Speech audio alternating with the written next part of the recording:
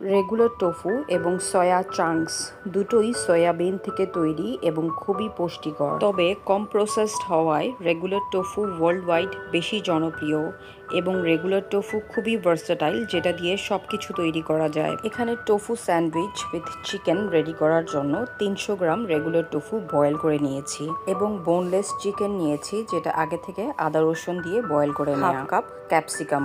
প্রথমেই আমি পেঁয়াজটা কিছুটা তেল দিয়ে ভেজে নিয়েছি এবং তাতে আমি টোফু এবং চিকেনটা অ্যাড করেছি। Chilli sauce, oyster sauce, soya sauce, tomato ketchup এগুলো দিয়ে আমি কিছুটা সেদ্ধ করে নিয়েছি এবং একটু স্টিকি হওয়ার জন্য আমি কর্নফ্লাওয়ার অ্যাড করেছি। কোয়ান্টিটিগুলো আমি সব লিখে দিয়েছি।